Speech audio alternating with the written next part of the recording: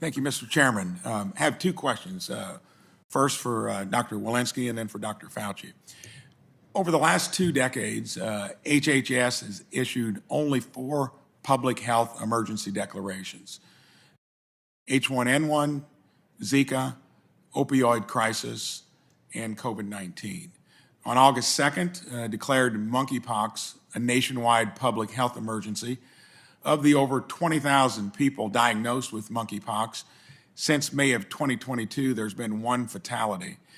I'm concerned that the public health emergency declarations will not be taken seriously if it's a litany for every new challenge that comes along to where we're going to get the public to buy into it. I guess I'd like to ask, what are the criteria used for determining whether a disease or a disorder constitutes a public health emergency? Thank you for that question, Senator. What we were seeing in late May, early June was a doubling time of this, of new cases of about every 8 days, so increased number of new cases. And among the things that is important, I think, is we understand when a public health emergency, and in fact, I will invite the Secretary, Assistant Secretary O'Connell to maybe chime in here as well, is what are the things that public health emergency unlocks for us to be able to do, whether it be inflexibility of funding and resources, whether it be in emergency use authorizations, whether it be in other flexibilities, so that we have the capacity as an agency to deliver as much health as possible. I don't know if Dr. Califf or Secretary O'Connell want to chime in there. Just to concur with what Dr. Walensky said, the public health emergency created an atmosphere in which FDA was willing to use its emergency use authorization authority, in which it was easier for states to give us the data that Senator Murphy and Dr. Walensky just talked about.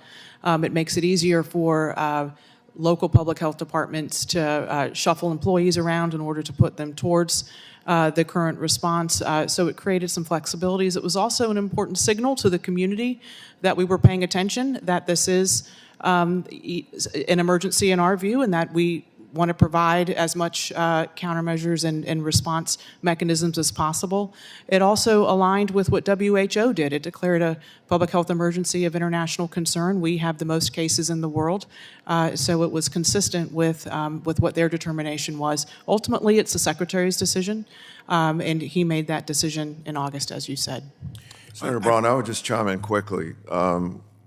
I agree on all the things that were unlocked. If the point is we need to keep looking at our emergency capacity and our planning for it, I think we all agree we need to keep looking at this as a continuum, because with climate change and everything else, there are going to be a lot more of these that come along.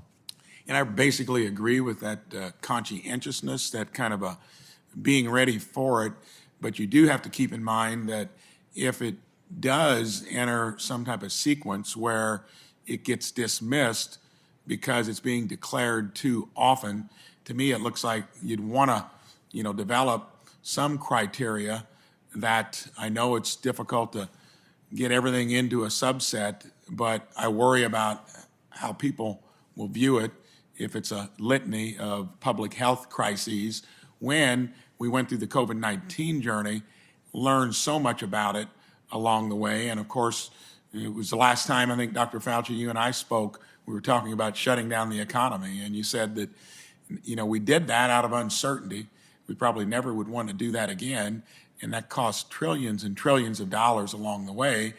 So we surely have learned a lot with that experience that we might use on others. Dr. Fauci, a lot of Americans are worried about the power of social media, and it was back over a year ago, in July, that we talked about, had there been any contact, with your office. And I know that here recently, a federal judge in Louisiana ruled that the Biden administration, including yourself, must turn over external communications with social media companies. So we'll see what happens there. You said there had not been any contact up to that point. Had any social media company contacted you since July when we spoke last? I know that's been a decent amount of time, so I was just curious. I don't believe that I said there was no contact. I have had over a period of time, and I'd have to check the dates, Senator. Yes. Honestly, I'd have to get the correct dates. That Mark Zuckerberg of Facebook had contacted me to make some Facebook Live discussions about encouraging people to get vaccinated and how we can make sure that people understand the importance of vaccination. So there has been, and that's public record. I think anybody who has access to the public face of that Facebook would see, I think it were 3 conversations that I had back and forth with him about promoting the use of vaccinations as a public health intervention.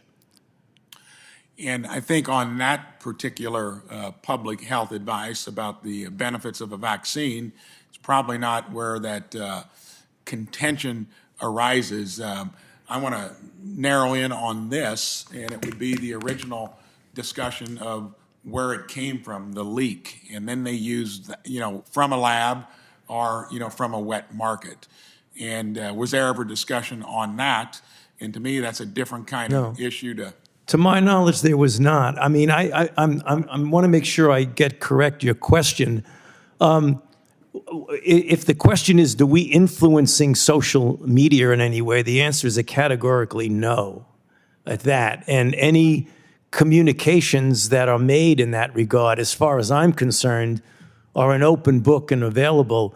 The lawsuit that you mentioned, I think it's Missouri and Louisiana versus Biden and HHS and CDC and FDA and the entire government, because it involves the president, is under the Department of Justice right now. And I have handed, and my staff have handed over every document that the Department of Justice has asked for, and it's up to them to make it available. But I have held nothing back from anything that I was asked to provide. Thank you. Senator Braun, we got a vote pending, so I want to turn it over to Senator Burr.